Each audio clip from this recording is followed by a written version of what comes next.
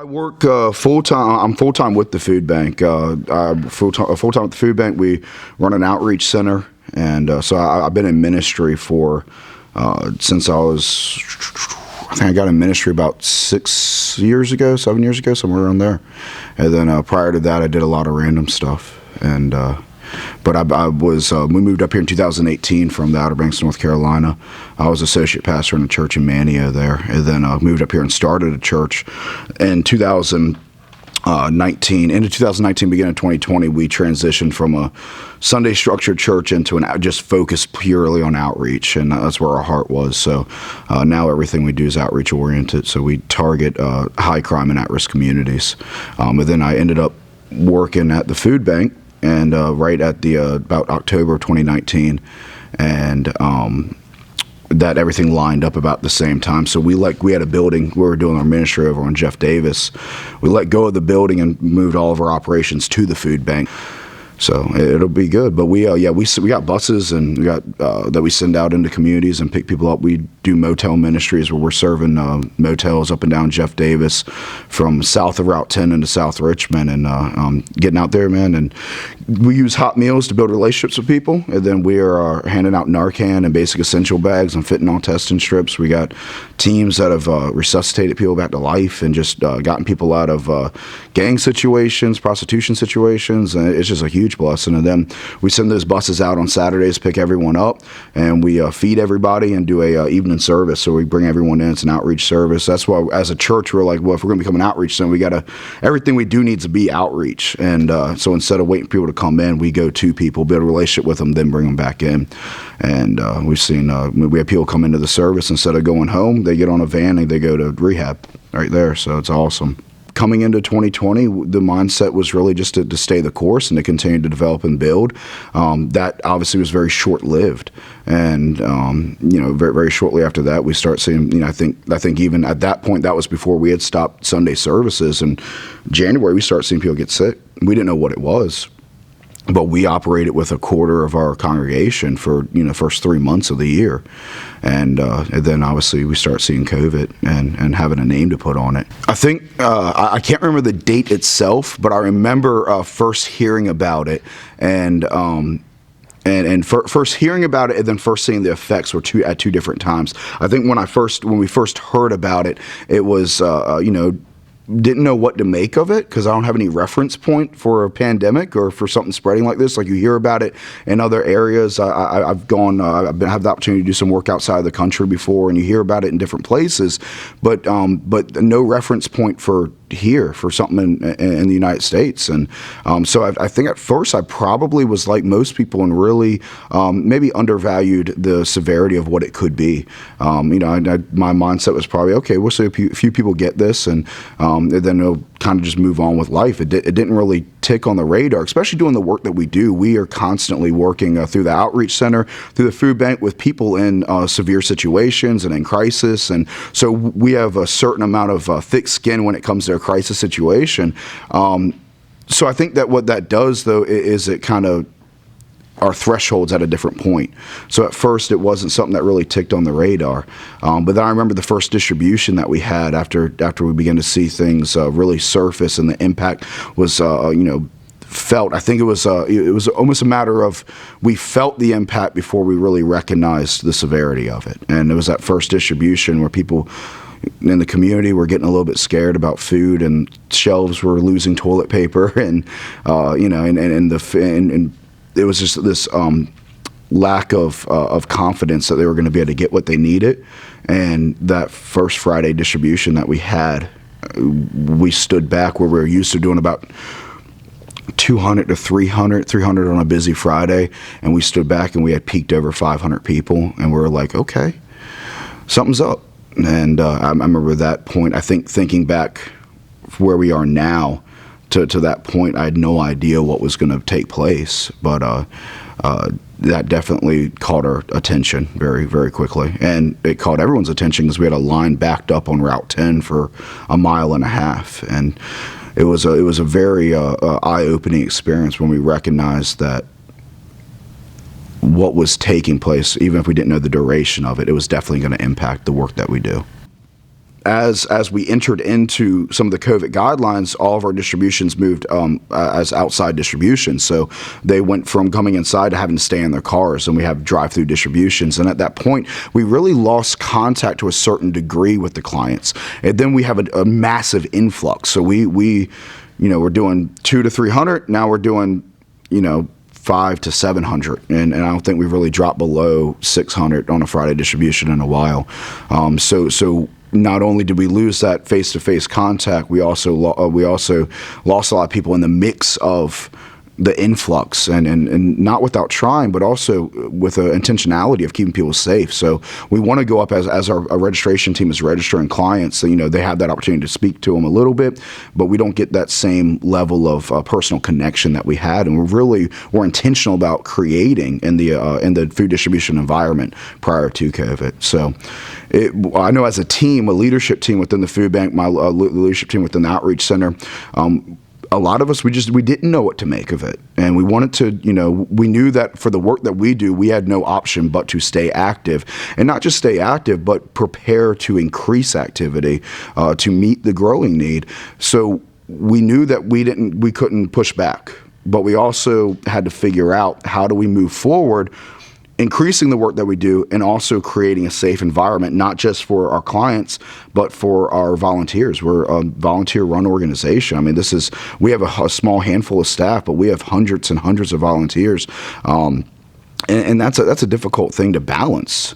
So what we saw was some of the effects of that. What we saw is 2019 we had over 16,000 volunteers. 2020. Where we've, doubled, tripled, almost quadrupled in amount of people that we're serving, we saw right over 7,000 volunteers. So we're doing enormously more amount of work with less than half of what we normally have. So trying to create an environment people are confident to come into was one of the biggest challenges that we really faced, outside of making sure we have enough food to give out. But that was definitely the discussion of how to handle it. Chesterfield Food Bank, a lot of times people think we're a county, and though we're very much supported, we have a lot of connections with the county, we're not. We're an independent ministry. We're a faith-based ministry. So for us, the food is huge, but the personal connection, we value just the same. And losing that ability to, having to readapt our approach to that was very difficult, and especially trying to figure that part out, but also trying to keep up with the line that's growing every single week as the insecurity grows within the community, and more and more people are facing job loss and increased need and lacking the confidence that the food stores are going to have product, even if they have the money to buy it. A lot of the food stores, if we think back, you couldn't get ground beef, let alone toilet paper. So we were seeing just a huge influx, and trying to keep up with that influx, and also trying to figure out how do we maintain a personal connection with people was extremely difficult. And I think for a season in that time, we were just trying to keep up with feeding people. And then once we kind of got a handle on that, then we were able to say, okay, well, we need to be intentional when we go to the door. We had one person volunteer, and he dressed up like a clown. And that was just a really fun way for the kids, because you have people sitting in line. We'd have a distribution at, when we first adjusted our distribution times and everything was shut down, distribution would start, 2, 3 o'clock. We'd have people in line at 8 o'clock in the morning because they were unsure if they were going to get food. And so you have people coming, extremely early, sitting in line for several hours, and kids in the car. So and one individual came out, and would walk around as a clown, and just little things like that we're able to do when people are getting registered, taking that extra moment just to ask them, how are you doing? All of our volunteers came out with a heart to serve, which really allowed us to maintain a sense of culture that we wanted to be able to offer the clients coming in. So when they would come in, the volunteers were smiling. Before the mass, you could see that. After the mass, you couldn't. You could see it in the eyes, though, and waving, and just really operating with the mentality that we are privileged and honored, and it was our opportunity to be able to help them. And I think that came across in a way that was understandable by the clients, despite the guidelines and the restrictions that we had to build that personal connection. So for the guidelines, creating a safe environment for the volunteers was huge, and also a difficult thing to do, especially because 5 days a week, our setting's a warehouse setting where we have people coming in to sort food, sort dry product, get bags ready for the kids' meal distributions, get a product ready for the main distributions. We have Fridays and Saturdays and Mondays that we distribute food. And that's all taking place in a warehouse environment. So implementing mask restrictions, and so doing our best to abide by social distancing guidelines, and then also realizing that with this increased amount of need, we're very blessed to see product increase as well. And usually you don't have both happen at the same time, and we did, but that limited the space even more. So we were working inside, working outside, and trying to create an environment where people could come in and be confident that they could volunteer their time without risking their life, and that's risking their life, or more realistically the lives of the people that they love around them that may be more susceptible to it. And that was a difficult thing to walk through, and I think that's something that we're still walking through, trying to be as safe as we can, but also still have an environment where we can get the job done. And that's a balancing act at times. Even now, every single week, because we do depend so much on donation. Now we purchase product as well. Chesterfield County stepped up and helped us with a grant, and to help us be able to purchase more product and make that a little bit easier. But we really are run on donations, and I think that's what stood out to us so much, especially for us having that faith foundation. When we saw the increased need, and then we just start seeing trucks pull up for that were redirected from Walmart distributions and stuff that we normally were not receiving. It was like each week we'd be down, a certain amount of pallets of food, and then a truck would pull up and they'd have like 32 pallets of food, and we're like, okay, and that wasn't taking place before. So for us, we recognize that we're very blessed that the product increased right along with the need. We've had weeks where we were unsure if we were going to make it. Actually, just recently, we had a week where we were very unsure if we were going to make it, but we have every week. And for us, we attribute that to just God watching out. And what we also see is we've had to purchase more food now than we ever have done in the past, but we've also seen a majority of it still come in through donation and just random donations, which is amazing. Some of our suppliers have redirected to us after they see the amount of work that we're doing, and that's been huge. Maintaining the product is significant, especially if we didn't have it in the beginning. They wouldn't have depended on us, but the fact that we did, and we've had it throughout, now people depend on us. And so if we have a week where we just don't have product, that's not an option. We have to. And that's a reality. It's an honor, but with that comes a lot of responsibility. We provide food for thousands of people every month. We're serving 30 to 40,000 clients a month, and we have no choice but to have that product. So for us, there's definitely a weight there. Though we look at it as a privilege to serve, it's still very much a weight of that responsibility. If we face a situation where we were not going to make it, where we realized we would not have enough product and there was no way of coming up with it, our volunteers, our staff, we're not at the food bank. We don't work these outreaches. We don't do this stuff because it's just a good thing to do. We work because we're passionate and feel called for this purpose. So to not be able to acknowledge the fact that we're not going to have the ability to feed the community that's in need, that would be shattering for a lot of our people, for most of our people, and I would expect it to be so. For the community, it would mean that hundreds of families would go without food. We are a food source right now. Right now, we're the only food source for a lot of people, and they come in and get their food, and if we were unable to provide that, it means that families would go hungry, and that's where the pain would come from for our volunteers and our staff and people who are involved and invested, whether they're volunteering on site or maybe they can't, so they support us monetarily. If we had to shut down a distribution, and it wouldn't be the fact that we couldn't have a distribution, it'd be the fact that hundreds of families would be turned away and people would go without eating, that would be devastating. Coming from a background in ministry, I'm used to my hours being very different. The increased workload at first was a gradual increase. Then we recognized very quickly that we were going to, this was going to be a season where, 50 to 80 hours a week was realistic. And personally for me, I have 4 kids. I have a wife. We go through weeks where I'll go a few days without seeing my kids. I'll leave before they're up. I'll get home after they're in bed. My wife and I will get maybe an hour or two before I got to go to sleep and get up the next morning.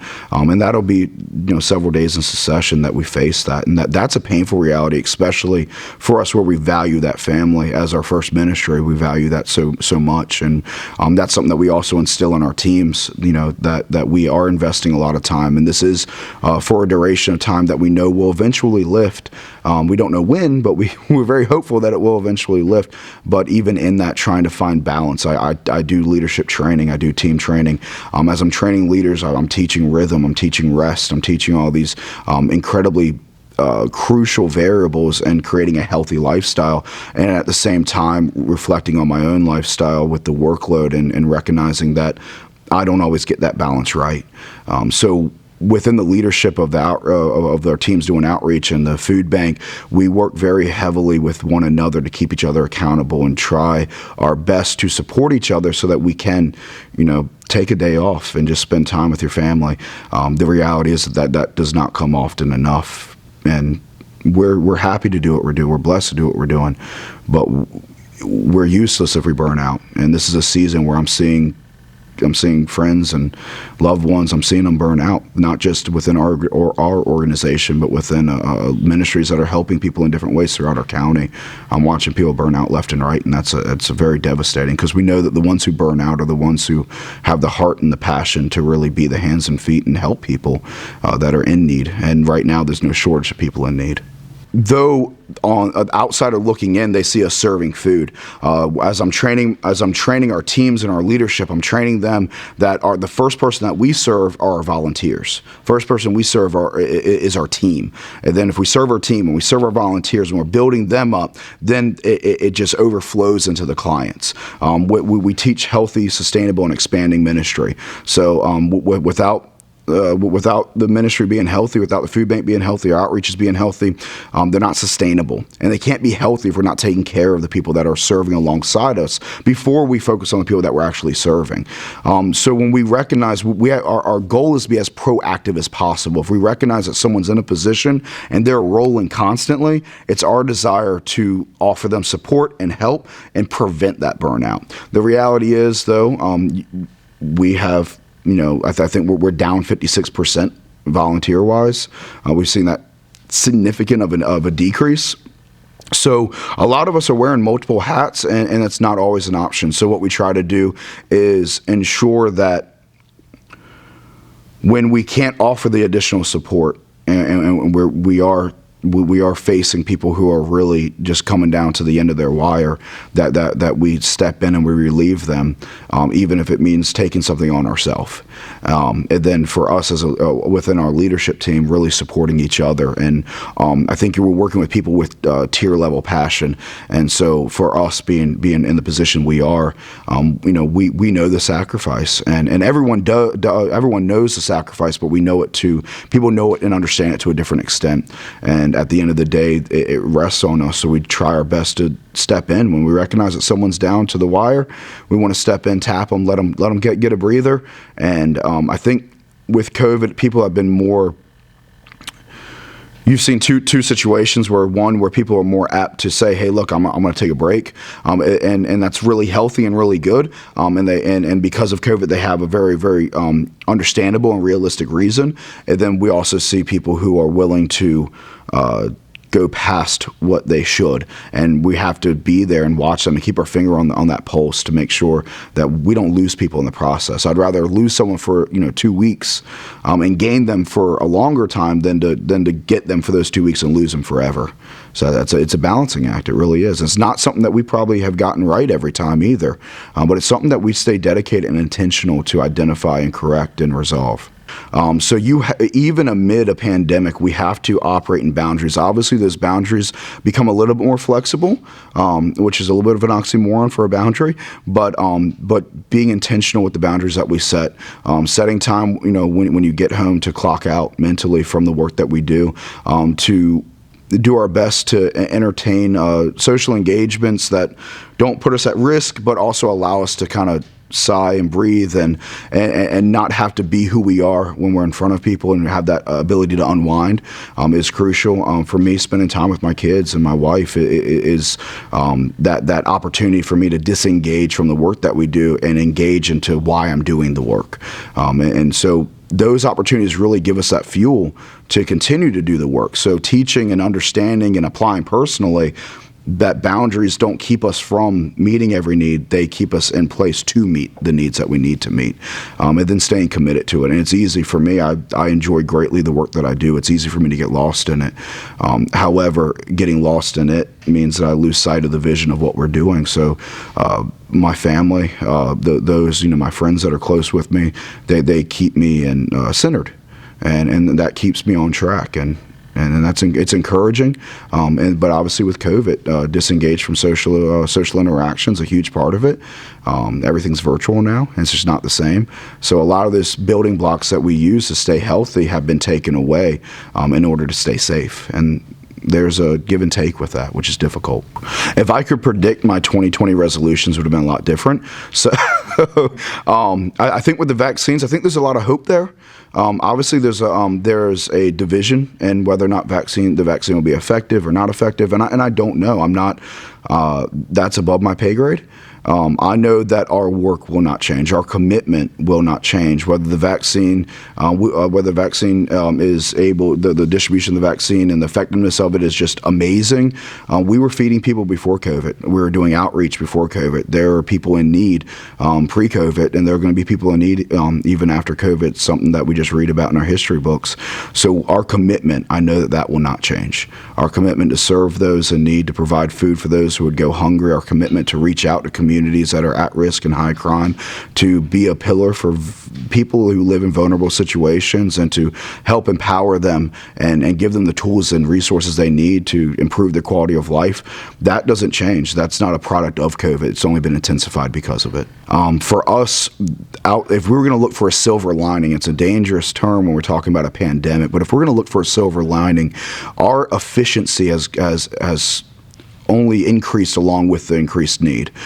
We have become better at what we do. We become better at the way we serve our volunteers, the way that we develop our staff and train our teams. All of this has created a sense and a source of growth that's allowed us to become more effective.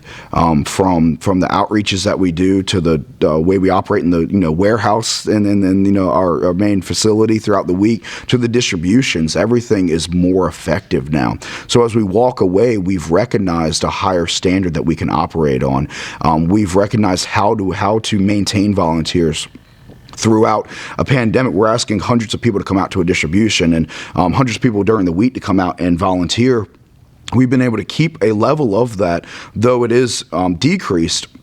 We've been able to keep a level of that in a time where people are having to choose what they do, where they go, how they spend their time, and the risk that they're willing to take to be in a group gathering. And we've been able to maintain a sense of that. And from that, we've learned an enormous amount. So what my hope is if we can, no matter what we face in life, even if it's devastating, that we walk away with a lesson, we walk away with growth and development. And I believe this has been an enormous source of that growth and development. It's been a tragedy. It's been terrible. We've lost people, but we've also gained so much that we're going to continue to apply as we move forward.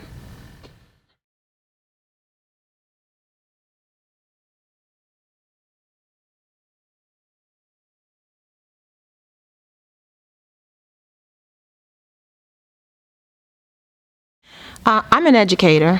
Started as a teacher, elementary school, then high school, then middle school, and I've been in education for 26 years. I've been in middle school the longest period of time, and so I've matriculated from teacher to teacher leader. So now I'm a literacy coach, and so I work with teachers on teaching students.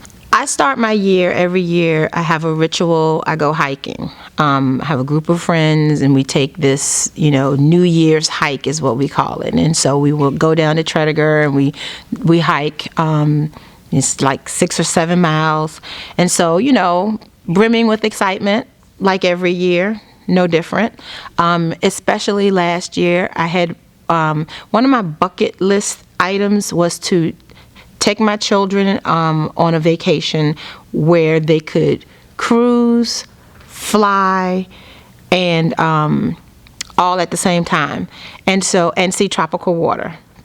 And so we had just done that in December, so things were looking good, feeling good, and we were really excited about the prospect of taking another trip, because we took trips every year, but nothing to that extent or that magnitude.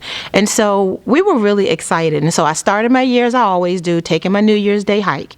And within that same week or so, completing my vision board. I'm a big vision believer in vision boards. And so we did the vision board, the group of us did that. And so all systems go.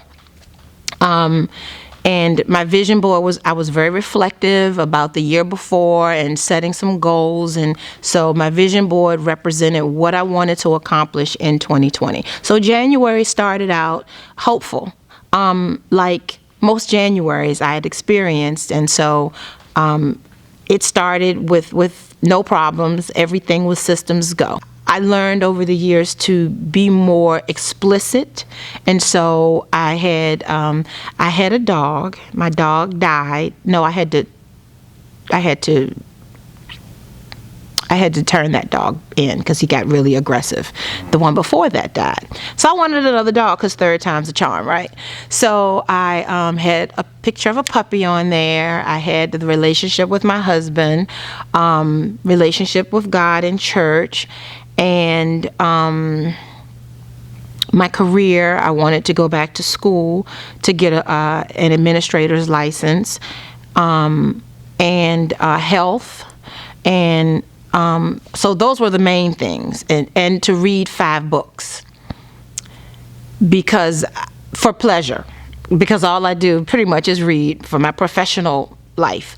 And so to squeeze 5 books in the span of 12 months was, I thought, not too ambitious. And so that was my vision board. So all of those things were really important to me. I think the 13th was when they said schools were closed, I think. And I really didn't take it seriously. I had no idea at the time the magnitude of what we were about to experience, as a country, as a state, as a school district, as a family. It was just, I just had no idea. And so I remember my birthday was a Sunday morning. I'd gone out that Saturday, and we didn't have on masks. I don't even think it was a mandate at the time. We didn't have on masks. We met at a restaurant on Main Street, my girlfriends and I. We had an amazing time. The restaurant was fairly empty. We did take note of that, but still, and then that Sunday was my birthday, and my husband and my boys took me to Latitude. I had never been there, so we went there for brunch. And again, not a lot of people. And they had given me a gift, and I wanted to go to one of my favorite stores, and we were in Stony Point, and L'Occitane is one of my indulgences, if you will. And so we walked around after brunch to L'Occitane, and it was closed. There was a sign on the door that said closed. We're closed until further notice. That blew my mind, because then it became real. So we're out of school, the stores are closing, and there's no one. I mean, it was a ghost town. And so that's when it hit me that this was more than I thought it was. Mentally, I still wasn't in lockdown mode. I'll just say that. I wasn't in lockdown mode. My actions hadn't changed. My movement hadn't changed much. Figuring out next steps for being out of school. What was the district going to do? What was the plan? And so I hadn't at that point heard anything. And so, it really just felt like a vacation initially. But it was a vacation with no shopping. which was stressful for me. Because the stores were closed, and I didn't understand the stores being closed because I didn't understand the magnitude of what we were about to encounter. And so, we went straight back home because there was nowhere else to go. And that was the beginning. That's when I started really looking at CNN and the local news almost religiously. Probably to a point where I eventually had to walk away. But I noticed it in places like Italy, not here. And so it still wasn't as alarming to me because I really just didn't think that it would morph into what it became. I just thought it was for other locations in the world, not here, not the United States. Not Virginia, not Richmond, not the East End. And so again, it was just the broader scale is what I was looking at, and I just didn't see how it impacted my life. And then other things started closing. Church was closing, and the world around me started to shut down. And then as that happened, our conversations started changing because we realized it was bigger than anything we thought it was going to be. And it was really impacting our lives, not so much in the possibility that we could catch it and we could die, but it was just inconvenient. It was just an inconvenience in every way. Just having to stay in the house and figure out what was next. But I think we got word that we were not returning to school before my birthday. Oh, okay. I think it was the week before my actual birthday, which was on a Sunday. So that Friday maybe, or sometime before that. And so the timeline, it was school, and then it was my birthday, and then after that, it was like total lockdown mode by the 18th. At the time, my mom was in the hospital, and I made daily visits, and my siblings also made daily visits, and the hospital was then saying one visitor a day. And so, again, slowly but surely, things just started shutting down and life became different. So I'll say that the district moved really fast. I work for the city of Richmond, and they moved really fast on their next steps. So they galvanized a group of teacher leaders, and they asked us to assist teachers with making videos. At the time, they had one teacher, or maybe 2 or 3, per grade level, make videos for the students to use for instruction at home. Again, my timeline is fuzzy, but at that time, I am fairly certain, well, I know, we weren't a one-to-one district prior to the lockdown, so students did not have computers. And so we had to deal with that whole piece. That was a colossal task. I was not involved in that piece, but I did lead a group of teachers in addressing standards that the students needed to be taught for the next 10 weeks for a specific grade level. And so that's where it started for me. So working with those teachers, having weekly meetings, each teacher had a week to teach a standard, and I kind of oversaw the videos. Once they submitted it, I checked it out, made sure it, made sense and that students could follow it. And students couldn't turn anything in, and it wasn't mandatory. If parents wanted their students to do the work was there. And so that was our goal, to make sure that we had quality videos of instruction that students could use if they wanted to. There was no feedback from the students. They were not really communicating with the people who made the videos, the teachers. The teachers who made the videos weren't even their teachers in most situations. So it was really just out there for them to have if they wanted to use it as a resource. And so we did that for 10 weeks. And that was the first of the changes. I did a video as well. I taught a standard for a week, and all of our videos are on YouTube. And so, again, I was calling my friends, you gotta look at my videos and hit like, you gotta look at my videos and hit like. And so, it was fun. It was different and it was fun, but I didn't, and we knew at that point that it would be for a while. We knew that it would be, that was March. And so those videos were taking us at least 10 weeks out. So that's what the plan was, and that's what we did. Our superintendent has been ahead of the game the entire pandemic. He has really been a trailblazer.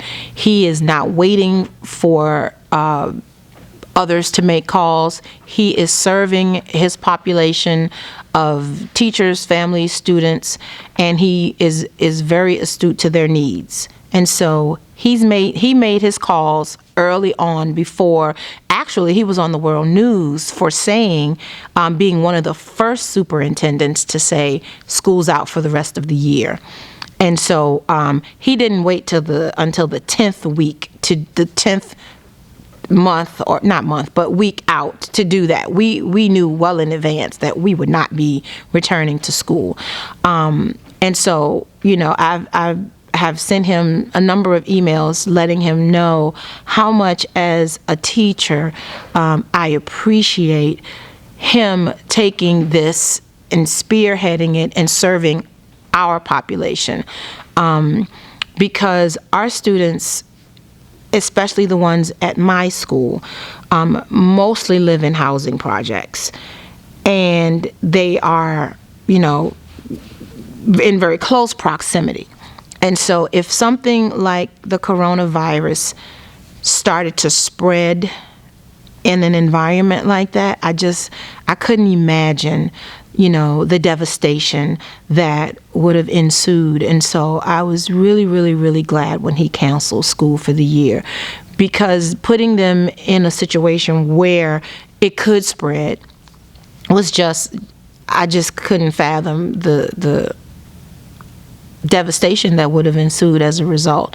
And so it was the best call, and I know that it wasn't the perfect call, but it was the best call to keep everyone safe. And I understand the whole debate about parents having to work, what are they going to do? I understand all of that.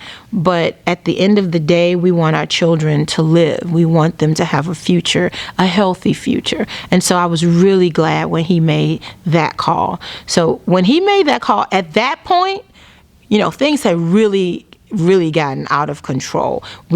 That's when you started hearing words like pandemic and the death toll, and people having, really the world was watching Italy at the time, and the bodies piling up, and, all of that became a real concern. And, it was spreading here. And, I as a parent, I have a son with an underlying health condition. He's 15, and plug for sickle cell anemia.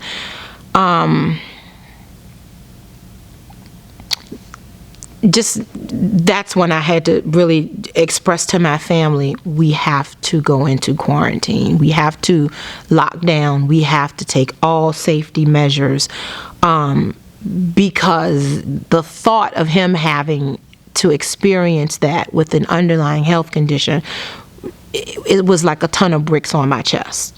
And so, that's when it got real. When I realized how contagious it was, and you didn't know who you could get it from, and, all of those things, it was bigger than any one person, and it was ravaging communities. And so, we really had to just scale it back in my household. And I was happy that we didn't have to go back to work. I was happy that he didn't have to go back to school. And, that's still a consideration. And by and large, since March, he has really, this is the one time in my life that I can honestly say I am grateful for videos, because that's what he does. And he's content with it. and he's in his room, and so he has been safe. He has been safe, and knock on something, I pray that it stays that way. But that was, of all things, the thing that weighed most heavily on me as a parent, because there are no do-overs, for that. And, you don't know what the lasting devastation would be if he, got COVID-19, because he has that underlying health condition. And I worked so hard to keep him healthy, so hard. Green leafy vegetables, water, and I've had to make all of his medical decisions. And so I've been successful. He is one of the, I'm not going to say few, but he is one of the sickle cell warriors who has very little health issues. He does have them, but we manage them at home. And so that dictates my steps, my husband's steps, and my oldest son's steps, even though he lives in an apartment in Petersburg where he goes to school. I've had to say to him, you can't come home because you are enjoying your 20-year-old life, and I don't want to get in the way of that, but your brother cannot be exposed, and so you must take a test before you come home. And so he understands. Thank God, he understands. And while I'm not trying to dictate his life, I definitely can't have his lifestyle, the mindset of a 20-year-old impact my 15-year-old who is by and large doing the right thing.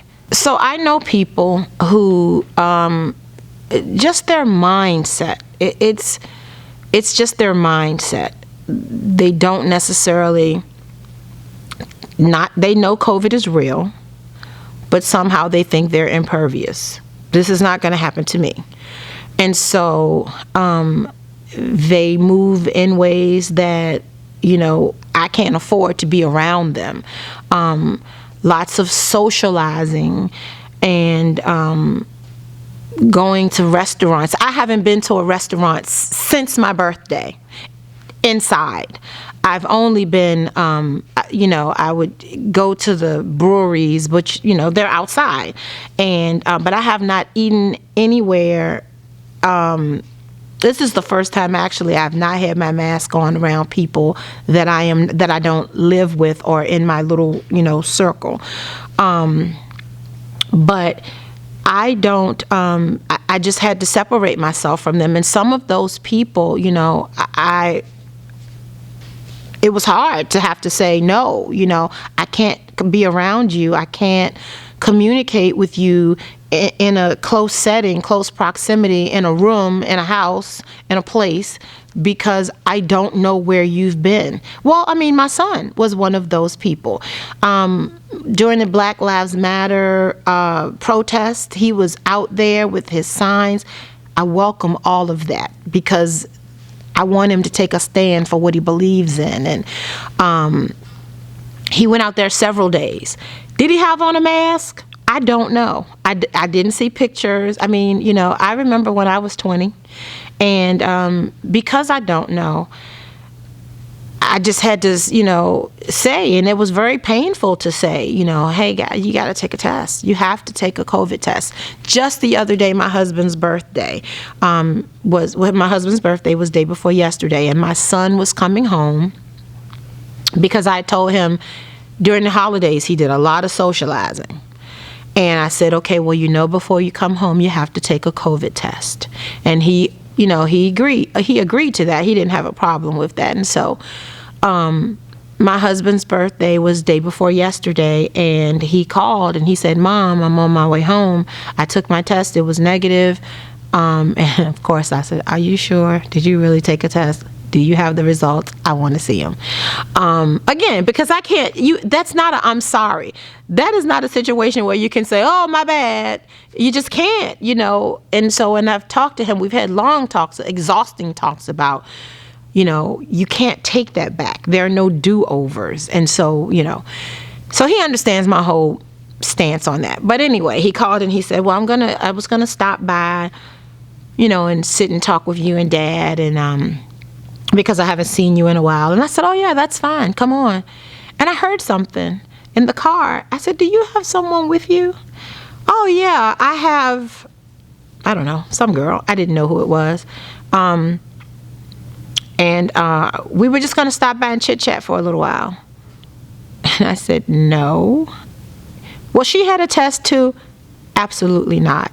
Absolutely not. And I'm sorry. I know it's your dad's birthday, but you cannot bring anyone into our home. And so he stopped by, he dropped the gift off, and then he left. And we passed each other he was leaving and I was coming home, and we passed each other and we waved, and that was hurtful. It was painful to see my baby going in the opposite direction and telling him that, no, you are not welcomed in the house with your friend, because you're always welcome, but not under these circumstances. You just can't right now. You just can't. And the thing that we say all the time, I have to remind him and myself that it's not no forever. It's just no right now. It's not no forever. It's just no right now. The biggest challenge is normalcy.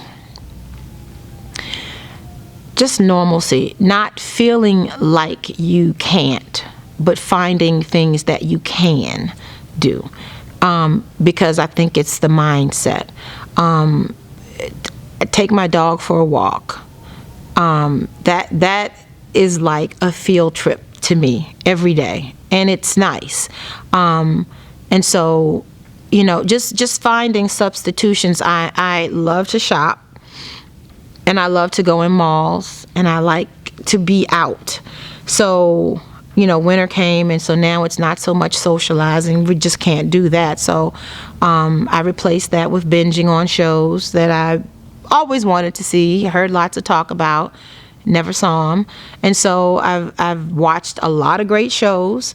And let's see, what else have I? Oh, I know my delivery man very well now. He knows me by name. He's always delivering a package. I do a lot of things online that I never did before. Shopping pretty much for everything. And I used to pick up my groceries for convenience, and they would just load them in the car. Well, now I've started having them delivered. A lot of things that have saved me time, a lot of things that I've experienced since COVID started have changed my idea about the way things are done. Communicating with my friends, meeting with my friends, communicating with my family, shopping, buying groceries. While some adjustments had been made pre-COVID, now it's just a way of life. And I don't think I will ever go back to doing things that required me to do so much manual labor. Back then, I thought, well, what else do you have to do? But now, it's just time saving. So, I didn't do it for time to save time. I did it for safety precautions. But now it's about saving time, because I can see myself back at work now and having my groceries delivered when I get home, versus even having to go to the grocery store to have them loaded in my car, and sometimes sitting and waiting and sitting. I don't even have to do that now, so I won't do that anymore. Let's go back to my vision board. I accomplished everything on my vision board this year in a pandemic. I've been doing a vision board for a long time, and I cannot say that has been true. So, yeah. I mean, I'm back in school. I'll finish my, that was on my vision board. So I'll finish my schooling in May. I've maintained a healthy diet. I've maintained my relationship. I honestly have enjoyed participating in my church services even more. Even though I miss getting dressed up and going to church and the camaraderie, Facebook is amazing. So I really don't feel like I've missed out on what my church members are doing, because we are almost in contact every day. You know, I sing in the choir at church, and so we discovered how to do that virtually. And so while things haven't really changed in terms of getting rid of, I didn't have to eliminate anything. I just did it differently. I got a dog. I got the dog in January, really before the pandemic hit, but I did get a dog. But everything on my vision board came true. So it really wasn't a matter of eliminating anything or doing things differently. Doing things, I just did them differently, rather. I still accomplished my goals. I still did all the things that I've always done. I just did them differently. I don't think we'll ever go back to normal. And it's so funny because one of the images I've always had and always wondered and never understood and often talked about in specific settings, when looking at people in China and they always walked around with the mask on, I thought, why do they do that? Why would you, who would want to live like that? You can never wear lipstick, you know, you only see people's eyes. And here we are doing the same thing, you know. I just think, I don't know if I'll ever be comfortable when I'll ever be comfortable not wearing a mask because of what is at stake if I get the coronavirus. You know, I don't know. I don't have the answer to that. I am hopeful that things will change and change soon. I think we'll be back in school in September. I've had my trepidations about getting the vaccine, but I am going to get the vaccine. I don't necessarily want to, but I know that it's the best safety precaution that I can take to protect myself, my family, my students. So I'll do my part. I'm definitely going to get it. But I don't know if life will ever be the same. Traveling, you know, I did that one bucket list, but I have more things on my bucket list, more places to see and places to go.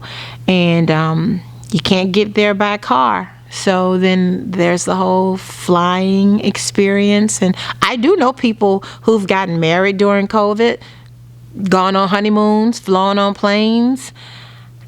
And I gasp and I wait to see if anything's going to happen. And fortunately, no one has, contracted the virus. And so, staying in hotels, I don't know. I mean, those are things you do when you travel.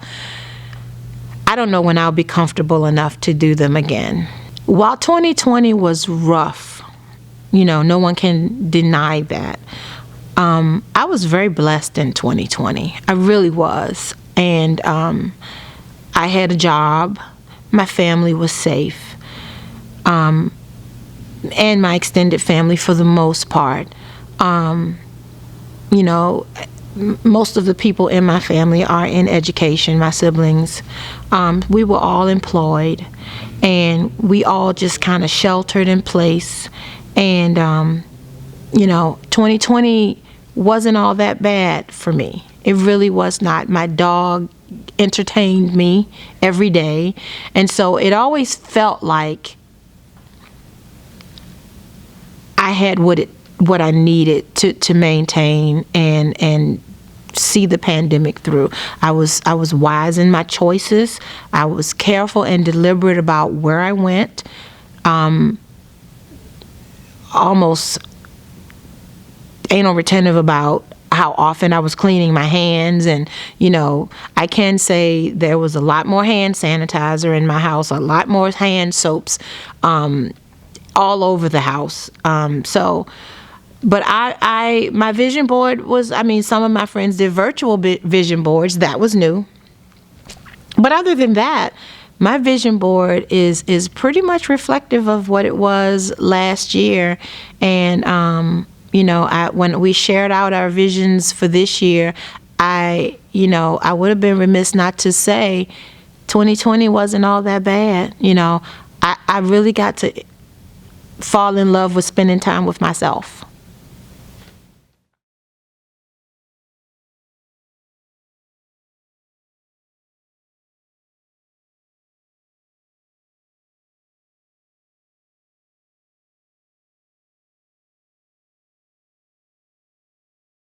I am one of the owners in a audiovisual equipment rental company.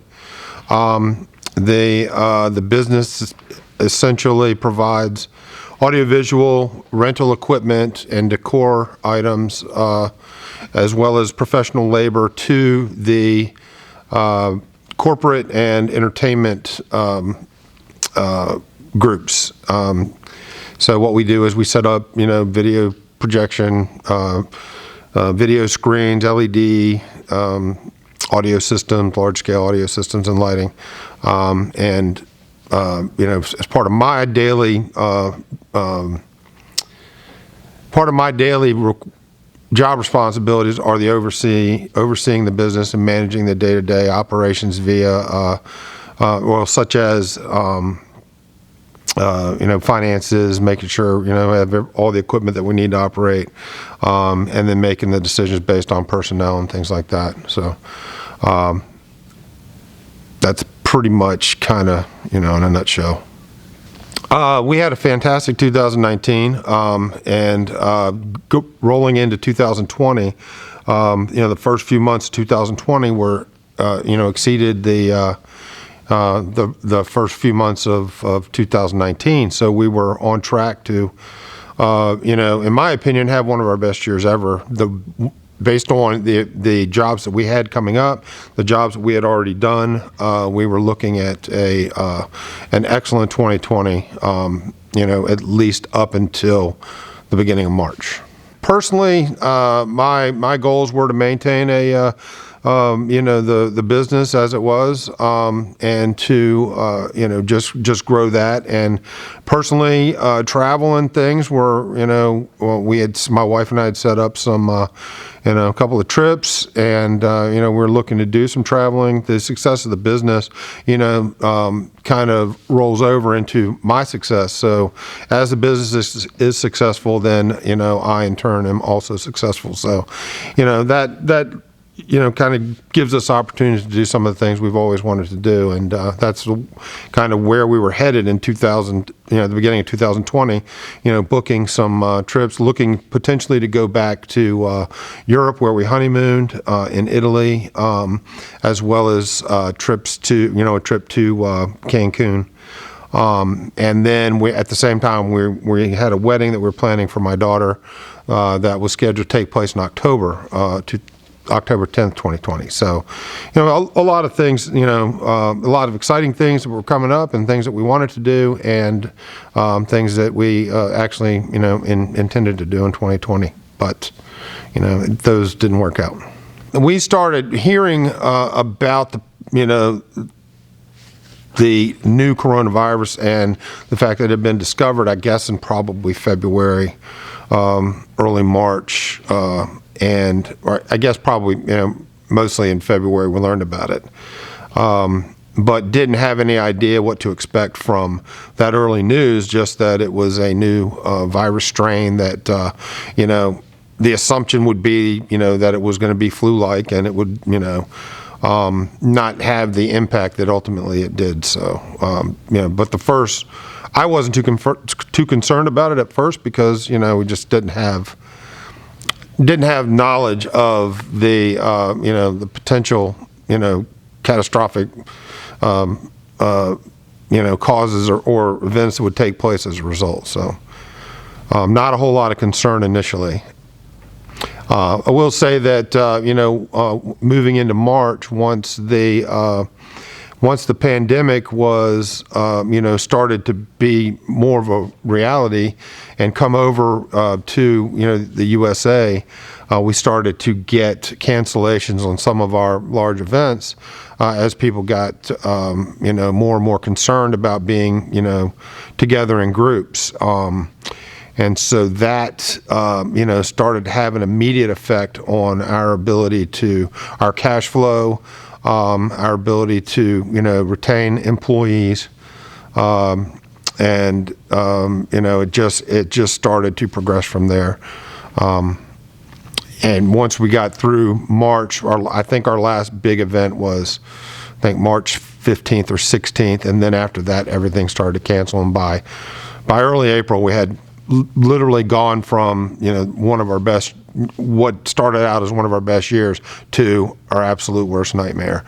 Our business went from up here to literally nothing in about 2 weeks, and it's been like that since late March. My initial reaction was that this was,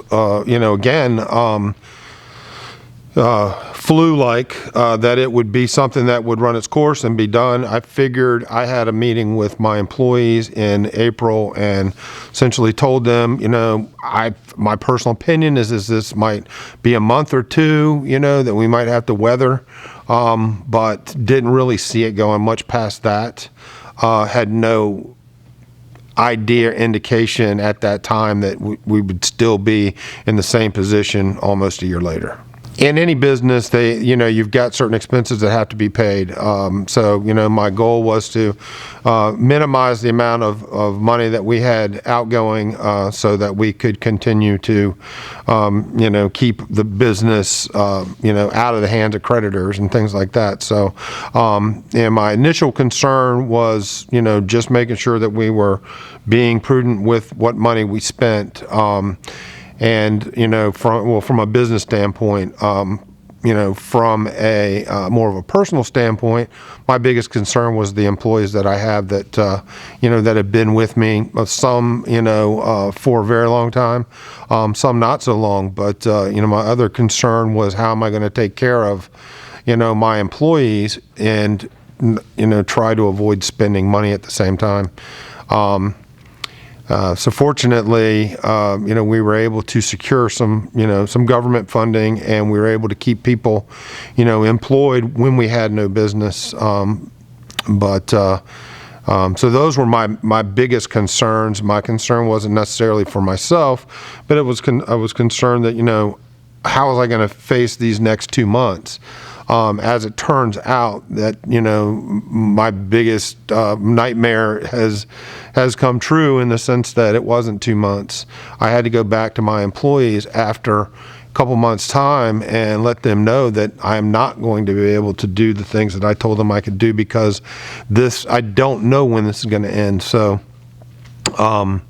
having the government funding through the PPP program, and the economic injury disaster loans gave me enough money that I could afford to at least take care of the basics for my employees. I have, since the pandemic started, I've paid 100% of my employees' health insurance, and that's something I still maintain today. Most of that has been done via government programs or via credit.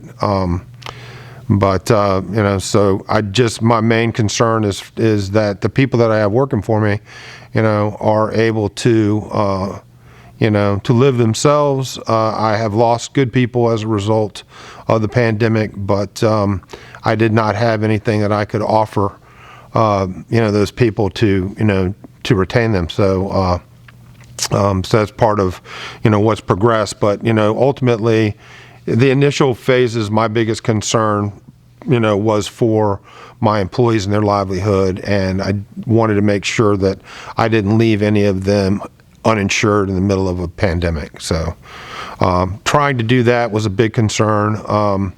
And then, having, and ultimately I've had to go back to them several times as a result and change what I was proposed, what I had said I could do, because this just continued to go and go. And so that's pretty much kind of my biggest concerns initially, and what still concerns me today. The problem is that with the rollout of the PPP program, big banks were given. I felt big banks had a lot more leverage and access the majority of the initial loans, and they made them to their biggest customers. My bank is a small community bank, and they were not participating at first. The problem for me is that I had to find a bank that was willing to give me a loan when I wasn't a customer, and most banks excluded any non-customers from their loans. So achieving the loan was a lot more work than the actual application portion, because I had to find a bank that would accept my loan without an established business account. And of course, it's hard to establish a business account too when you don't have any income to offer, as a to entice somebody to take on your business banking. It's been a range of emotions, obviously, depression, anxiety, constant worry, waking up in the middle of the night thinking about, what I was going to do, how I was going to stay in business. I've been doing this since I was 18 years old. And so it's difficult at my age to consider starting another career. As this progressed, one of the biggest things that has been a concern to me is, what am I going to do if I can't keep my business, So, and, the answer to that, was, I'm going to have to go find another career. But, this is what I know, and this is what I've always done. So, I think this pandemic has been especially brutal on people that provide the same type of services that we do, because when our business relies on people meeting, and when people aren't meeting, we're not doing any business. So my biggest concerns personally were, what I was going to do professionally if I wasn't able to, keep my business going. But the problem for us is the translation of our business over to the virtual space isn't a direct, transfer, because our business relies on the rental of equipment. And virtual events don't require much equipment. So the amount of available revenue from those types of jobs are extremely low compared to what we, usually do. So it's it's a Band-Aid, but it doesn't make up for the business that we've lost as a result of the pandemic. But as far as other people in the industry, some people have have already filed bankruptcy. Some people have shut their doors. So other people are doing things on shoestring budget, with very few employees. So I don't generally make it I read a lot about what's happened with other companies, but I don't base my decisions on what other people decide to do. I base them on what I would do and what I've done for now 30 years. I said initially that that we expected this to be a short-term situation, and we expected the virus itself to kind of work itself out in a month or two. That turned out to not be the case. Once the death tolls started rising, it was apparent that this was no flu virus, that this was something totally different. I have not been overly concerned about it. I mean, it doesn't consume my thoughts. I mean, the chances of getting the COVID virus or, surviving the COVID virus I've never been that concerned about it. But my opinion of it has drastically changed from the beginning. I now realize, I realized since, May, late April, May, when, the numbers of deaths started to increase, I realized at that time that, that this is something that is serious. And everybody needs to, be prepared to do what's necessary to, to protect themselves. So, I mean, I don't worry about it specifically, but I'm also not cavalier about it either. So, it's something that I do take seriously. And my wife and I have avoided, public events and things like that we felt were risky. But at the same time, we don't have a problem going out to restaurants and things like that and eating, because in my opinion, the psychological side of just locking yourself in your home and watching the news is so much more detrimental than I think contracting the virus would be. So, in my opinion, we would rather go out and on a limited basis and do some things rather than lock ourselves in the house and just worry about possibly contracting the virus. So. But yeah, I'd have a lot of respect for it, but I'm not going to let it, debilitate me and define me.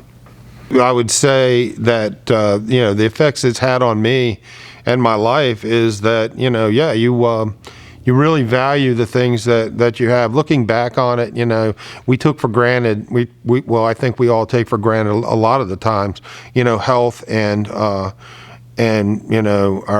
careers, and you don't necessarily look at those things as things that can be snatched away from you in literally a fraction of time. It's just, this happened so quickly, and it basically devastated my business to the point where we're scraping and struggling just to just to make sure that we don't end up losing everything, and it's been a crushing blow. But it makes me thankful for all of the things that that I had leading up to this point. You certainly reflect back on it and say, man, if this hadn't happened, where would I be right now? I'd be so much better off than I am currently. But it has made me reflect on stuff and appreciate, the things that I have, the things that I've been able to do as a result of my career and my personal life. I do appreciate all of those things, more now than before, because I never in a million years would have looked at this, the potential of this sort of thing in my lifetime. Just wasn't even, never gave it a thought. So the effects of it this is all new for all of us. My father started our business in 1969, and he had some rough patches early on, and he told me, he said, when I had rough patches, I could sell more in order to get out of those, those patches. He said, but with this, you can't sell more. There's nobody to sell to. So unless you go into a totally different business, there's nothing you can do to except try to weather the storm and try to come out on the other side and, get back to, doing the type of work that you were doing before the pandemic. As we've gone along with the, with the pandemic, there has been no light at the end of the tunnel with regard to a way out of it. The speed at which the vaccine or the various vaccines have been, researched and implemented and, now being made available, that speed was, incredible, for all of us, especially, and that's, all of the elderly and all the people that are most affected. But at the same time, the vaccine all of a sudden gives us some light at the end of the tunnel and says, well, if we all get vaccinated and we end up with the immunity and we can beat this pandemic, then I think people will get back to meeting in person. And I think that's one of the things that this pandemic has, really may help people realize how important it is to have contact with other people and how much more you can get done in larger groups than you can, via a Zoom call or something like that. So yeah, the vaccine is something that we feel will make the difference between, doing business as we used to, or moving forward in the virtual space, indefinitely. So for me, the news of the vaccine was extremely good news, and did lighten up that dark tunnel just a bit. And I will, as soon as I have an opportunity, I will be getting the vaccine, as will my wife. And I would recommend that, everybody get it so that we can get back to, a normal life. I mean, our business is not the only business that's struggling. There's so many, the restaurants, the, meeting venues, places that, host these large events. We're all hurting, and that's just really a small piece of the of the landscape when it comes to businesses that have been affected by this pandemic. But it all hinges on everybody being comfortable getting back together. And I think the only way that that's going to happen is if the vaccine is distributed, quickly, and that everybody takes it, and we develop the immunity, and then we can go back to living our lives. That to me is the main reason why the vaccine was such an uplifting bit of news. I mean, everything you hear nowadays in the news is pretty bad news, sad news. But that to me has been the bright spot so far in 2021. Sorry. Well, I've talked to people that say that, they're not interested in getting the vaccine, and they feel like that, if everybody around them gets the vaccine, that they don't need to. I don't agree with that line of thought, and I would, just say that, there's so much information out there, so much misinformation, so many places that you can, read about, potential effects of the vaccine that just aren't true or just aren't borne out by, the science. And I would just let them know, or try to let them know that, that I feel that this is important for everybody, and anybody unwilling to take the vaccine, then puts others at risk, I feel. So I would prefer that everybody get the vaccine, and that we move on as a country, but I don't have final say over everybody. But, my recommendation would be to get it. That's what I intend to do, and that's what I recommend to the people that talk to me about it. Each time I've made a prediction, I've been absolutely incorrect. My time frame, certainly wasn't long enough initially, and has, each time that I think something's going to make the difference and bring us back to, to what I would call, normal, I am off by quite a bit. I would say that, at least now with the vaccine rolling out, I would hope by May, June of this year, we'll have enough people vaccinated where, we'll make the turn on this virus and on this pandemic. Turn the corner and get those numbers coming down and, saving lives. And, that to me is where, it's that point when we're going to make that turnaround and get back to a normal. I hate the term new normal, because that kind of means that everything that we've come to, find ourselves doing now is going to be the new normal for us in the future. And I just hope that's not true, because, everything that we're doing nowadays is isolating. People are isolated from other people. You can't see the people that that you love or you want to be around, because of risk to them, fears about the virus, and my hope, our normal when we come out of this, is getting back to the way things were. I think people need to have, they need to be around other people, and that's one of the most disappointing things and about this pandemic, is that people have been isolated, and I think the mental health issues associated with that are very, very real. So hopefully we get back to a normal like we knew before, and not a new normal like we know now. I think the virtual events are here to to stay. For me personally, I don't know that I don't intend to change anything, that I do from a personal standpoint. I want to get back to doing the things, that we like to do, going to, festivals and, being around other people, seeing live music, things like that. And I would love to get back to that. I would hate to think that, we're all going to end up, spending all of our time conversing with family, friends, and taking in our entertainment at home, virtually. That, to me, would be, probably the worst thing. But professionally, I hope things get back. I expect that they will. I think, people need to meet. I think more can be accomplished, in a group setting than can be accomplished, virtually.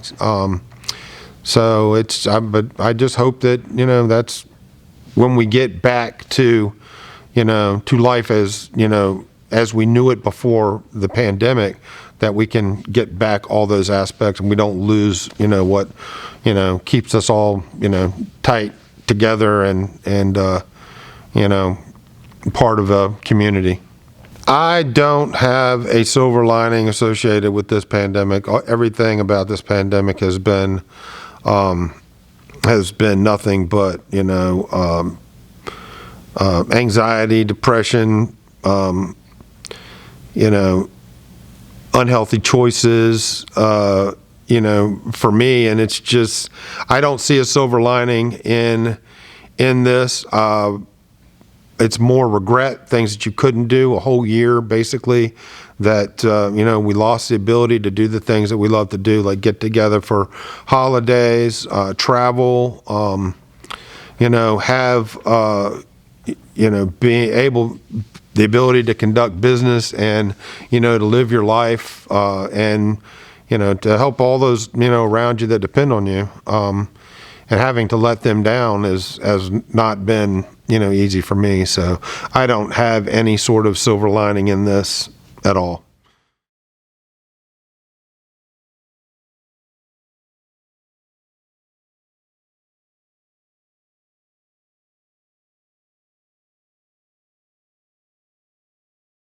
I work as a PA or physician assistant at the VA hospital in Richmond, Virginia.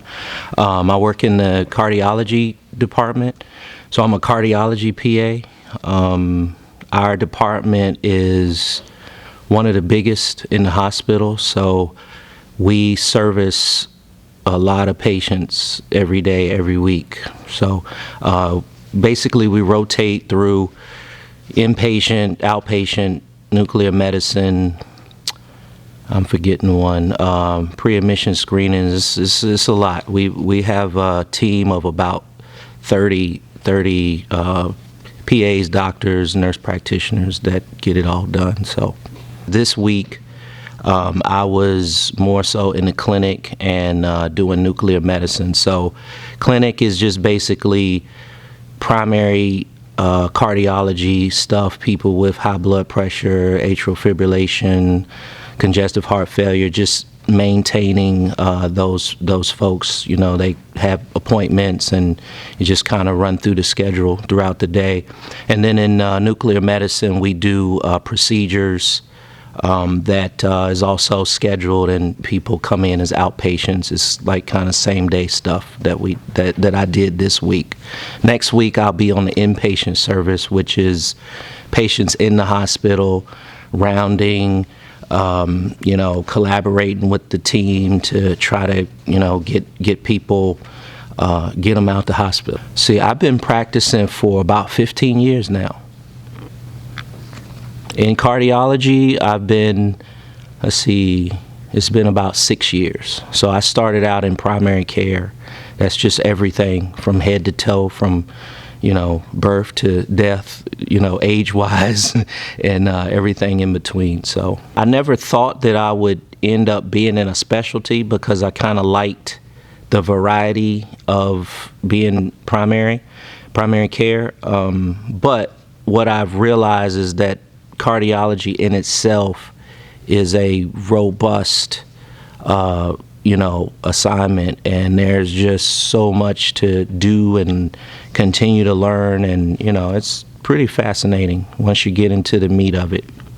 If I can recall, the first of the year,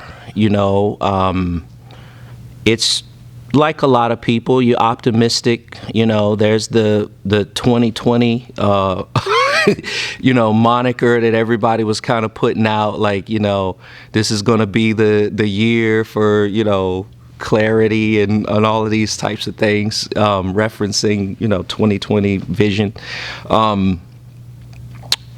We started the year out with a death in the family. And there was also, there were some significant deaths that we had, friends of the family and family, the prior fall, like from Thanksgiving all the way through. And this was kind of like the last. This was one of the patriarchs of our family passed away in January, and we were just trying to get his memorial plan, and we were doing that, and then we also had we were going to do a gathering that was scheduled for February the 15th. And so we were running around trying to plan that, and then also trying to get everybody together for my Uncle Larry's funeral. This was all going on, really before, things got crazy. Just looking at the news and just kind of seeing how things were going on in Europe. It was, for those of us in the medical community, we've already, heard about or experienced, the information from previous outbreaks, the ones that kind of, swelled up a little, and then they were able to get a hold of them. The first SARS in China, and then there was another one in the Middle East that kind of broke out, and then you had Ebola. So, we were just kind of like, okay, here we go again. Europe is kind of, having a tough time with this. But at the time, I really wasn't paying a lot of attention to it. I was just kind of, getting bits and pieces from, what I saw in the news. The people that I work with, some people were concerned about it, talking at the water cooler or whatever. But, everybody at the time was just kind of just going on about their business, as usual. There's people understand that, especially when you work in a hospital, there is the potential for, all kinds of crazy bugs and stuff to, start to proliferate, and an outbreak can occur just at a hospital. If people aren't doing what they're supposed to do, and we get a patient in with some anomalous infection, that in itself could be trouble. So you kind of already know the potential for this. But, like I said, you're going about, as business as usual, and you're just kind of waiting to see, in the back of my mind, I'm thinking, okay, we're going to get a handle on this. It's going to be like, the last thing. It's going to break out over there. And it's not going to, come to our front doorstep. That's what I was thinking initially, The first thing, and I had mentioned this before, was what I was seeing in Europe. Usually that's a forecast for, if it, Far East is one thing, China is that's one thing, but, when it's breaking out really bad in Europe, then that's a sign that, it's time to duck, because the travel and all of the things that are going on, as far as potential for people to get, to spread the virus to the U.S. is, it gets bigger and bigger the closer it gets to us.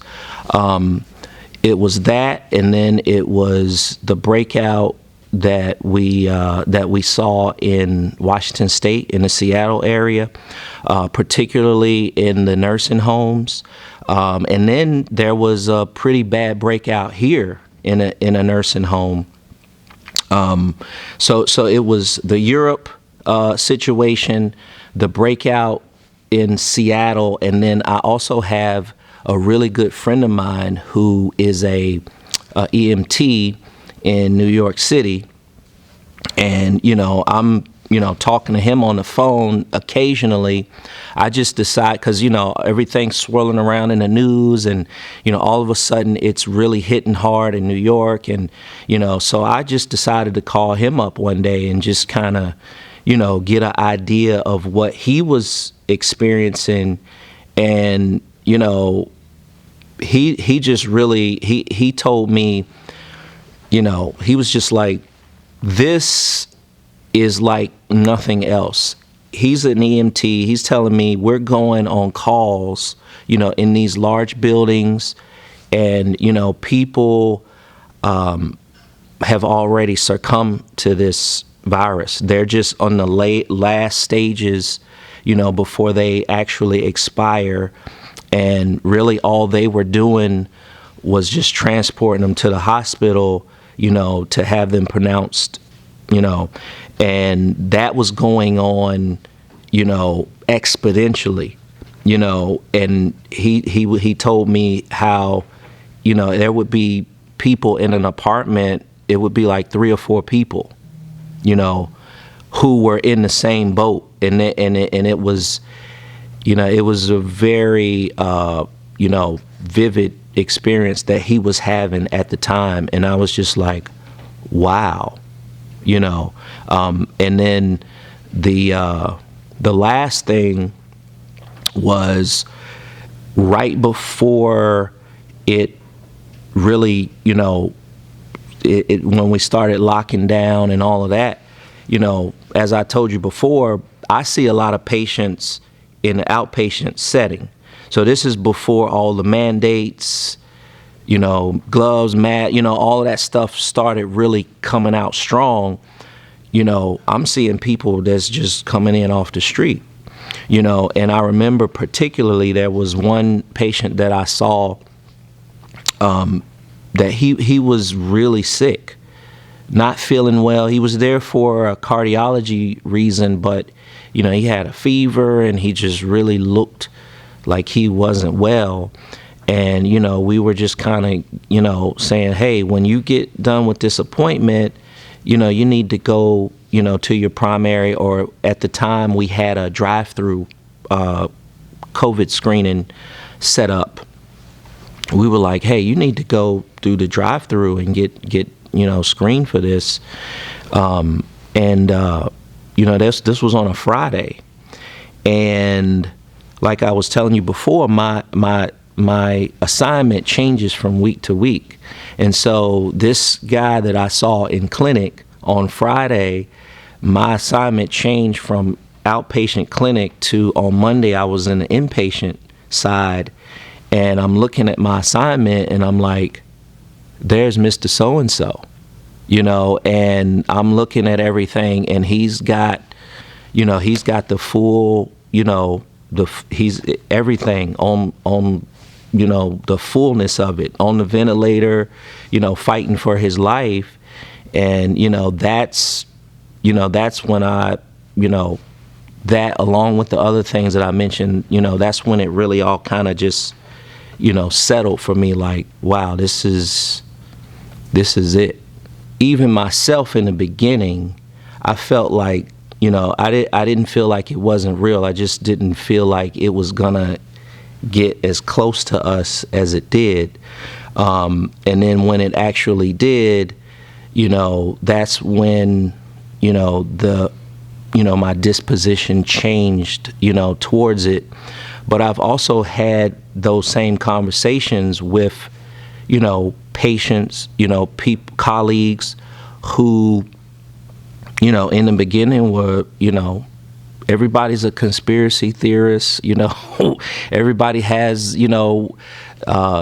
their thoughts about, and this thing also was very, it became very politicized. And so it was just a really weird situation, because I feel like without the politics, I think generally people would have responded differently. But you got into areas where, at times, you could guess, who was on what side based on if they had a mask on or not, and for somebody in the medical community, I'm just like looking at this like, this is a recipe for disaster, and so full circle, meaning that I've had conversations with patients that thought that, this was, a political stunt, what's the other words, a hoax, all of these different things. And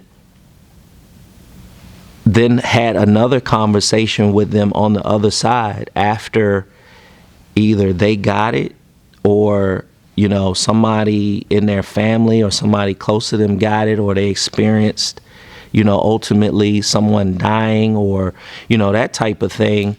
And having that conversation, 3 months later, 6 months later, it changed the disposition, and I've seen that. So, that's kind of how it came full circle for me. From a fear standpoint, I think, there was a couple of times, especially the exposure to the outpatients that I saw before all of the mandates came out.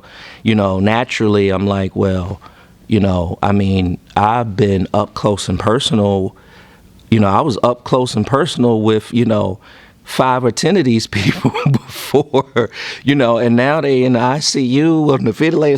So like, I'm thinking, at times I'm at work, like, or going to work, I'm just thinking like, man, this is really scary. Also, I have a large family. My wife is in healthcare as well, and it's like there's so many question marks at that particular time. Flying around. We think we know how people are getting it, but we don't really know for sure because there's still so many people getting it. Those fears, over time, after seeing it, every day, it kind of went down, as far as, understanding that, what we have to protect ourselves, and trusting, our knowledge and what we know so far. Where I'm at now, I'm not as fearful about it, but at the same time, you still have to stay vigilant, and you can't really let your guard down, which at times is a challenge because, it's been a year now, and, us as Americans, we want to get back to it, that's the spirit of, who we are. And, we've been, in this phase for a long time. And just personally, like I said, it don't matter how many square feet you have, that house can get real small, if that's what you've been doing for that long. But just from a day-to-day perspective, the disposition to it has, there really is no disposition. It's, this is where we are. And, personally, I don't, everybody talks about getting back to normal. I don't really think that's going to happen. I think this is where we are to stay, so I don't mean to sound grim, but, I feel like this might be the beginning. There may be something else around the corner that may be even worse. So, this is a heightened state of awareness that we have to maintain all the time.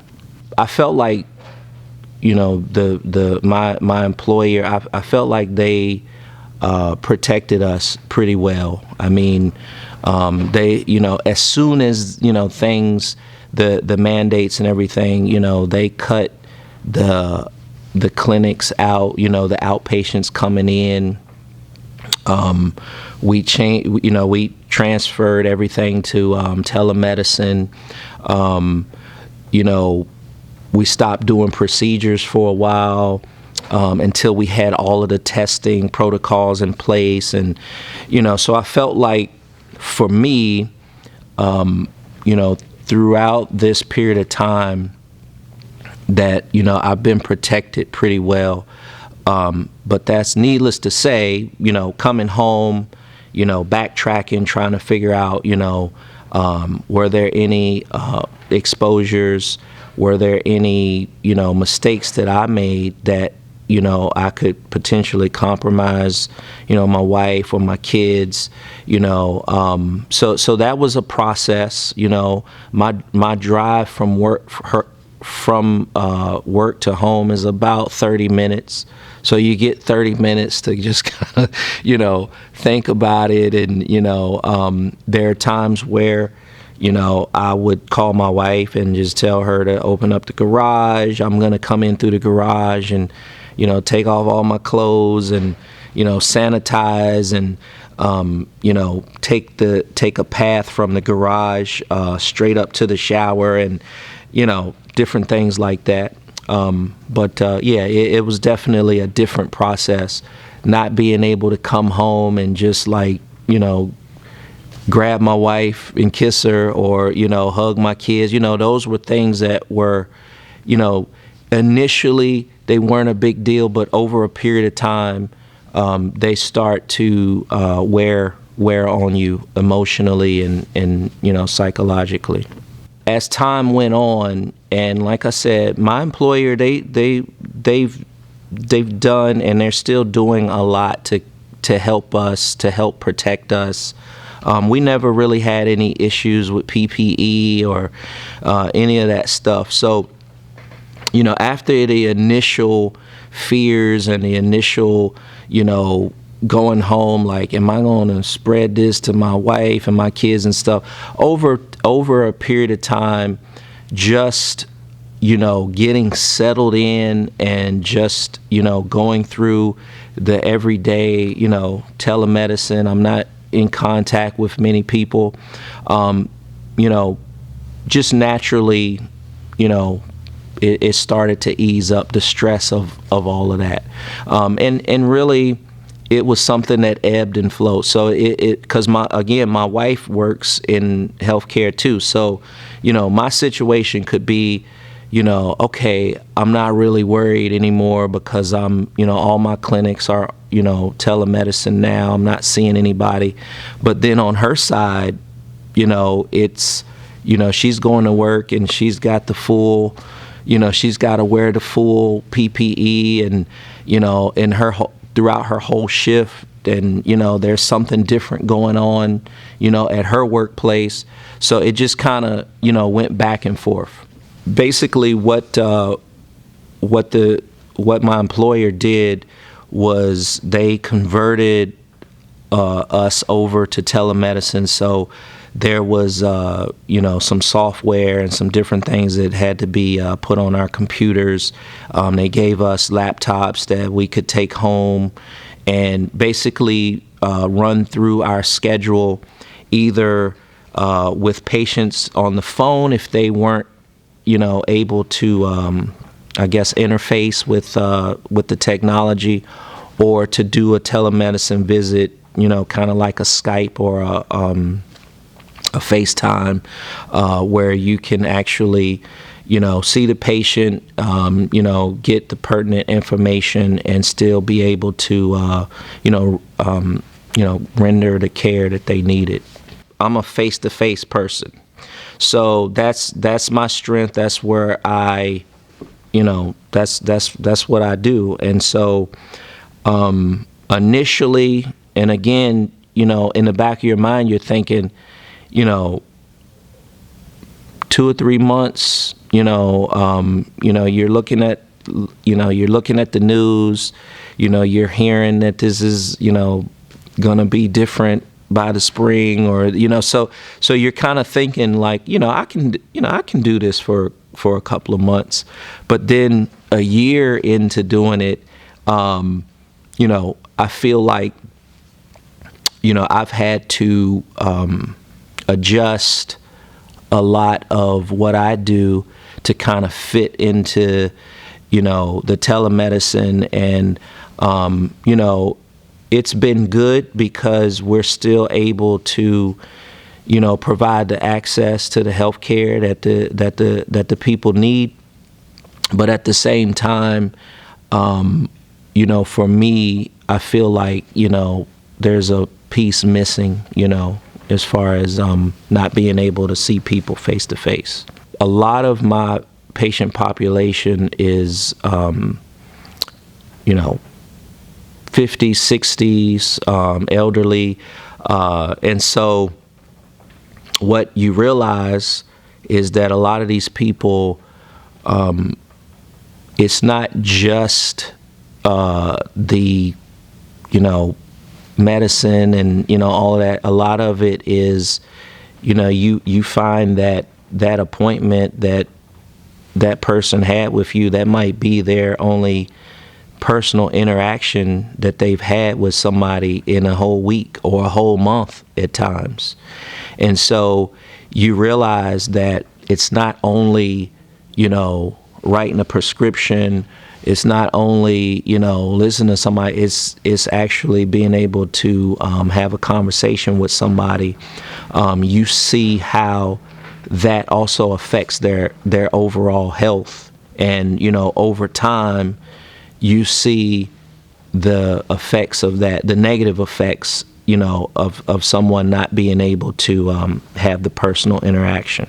When you're on the phone with someone, you have to allot the time.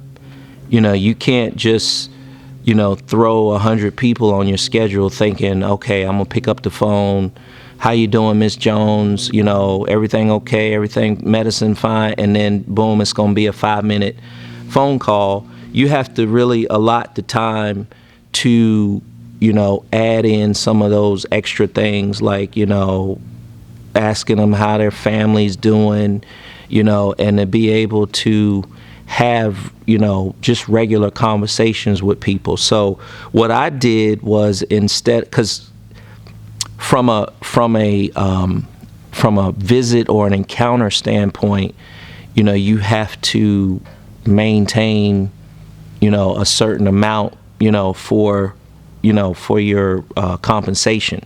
And so instead of saying, okay, I can get, 20 visits knocked out, on the phone, because in a way it's a lot easier if you make it that way. For me, I didn't, I spread my schedule out so I would have, the extra time to, kind of, fill in some of the voids with conversation, to kind of help people along. And, what our policy was or is, we weren't, we weren't mandating for people to stay out of the clinic. The general idea is that we're offering this, especially if you're someone in a high-risk group. We're trying to decrease the amount of foot traffic off the street into the clinic for people who aren't being screened for COVID. So the idea is that, you don't have to come in if you're not comfortable with coming in. So, just being able to add more time, to conversate and to kind of get a little bit more out of the visit, that's one thing. And then certainly if they're, and this has happened where, just being able to offer, a person to say, hey, you can come in if you really feel like you need to, and it's a little bit higher risk, but we're gonna have the goggles on and the mask, and you're gonna have yours on, and we can talk with the plexiglass and all of that in person. And so that's something else that that I've done to say, I'm not gonna make everybody stay at home. If you recognize that somebody needs to come in, and that would also be an option as well. Because when they're in the clinic, the time is very stringent, so you don't always have the time to talk about the dog and the goings on of the day and all of that type of thing. So you make yourself more available to talk about those things because it matters to them, and it like I said, you can see how it helps them overall. One of the things, or not one of the things, but one of the many things that has affected me personally is I have I like to spend time with my friends. I'm not the most, people who know me, they know I'm not the best when it comes to tight communication, like calling back and all this type of thing, because you always take that stuff for granted. It's like, you see a friend, you talk to a friend, it's like, oh, let's go get something to eat, one day. And it's just like, yeah, okay, it never happens. But since this, it's like you start to miss your friends, family, people that, you're used to seeing.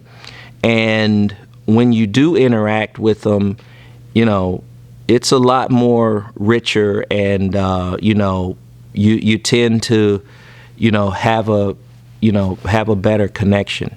So in that respect, yeah. And there's some people that I haven't been able to see, like I haven't seen my mom or my dad in a year. They're both in their 70s. My dad has cancer and going through chemo, and so so when I talk to them on the phone, it's at one time, when my dad calls, it's like, okay, he's not working, he's retired, so he'll call me at 9 or 10 o'clock in the morning, and he's just like, hey, what you doing? And I'm like, Dad, I'm at work, man. Let me call you back. And now it's like, if I can squeeze away, I'll sit, I'll talk to him for, 10 or 15 minutes. If I have the opportunity to, I'll try to make that time, because it's so much, it feels so much more valuable, to be able to, to have any time, with your loved ones. Another thing, and this is with respect to my mom,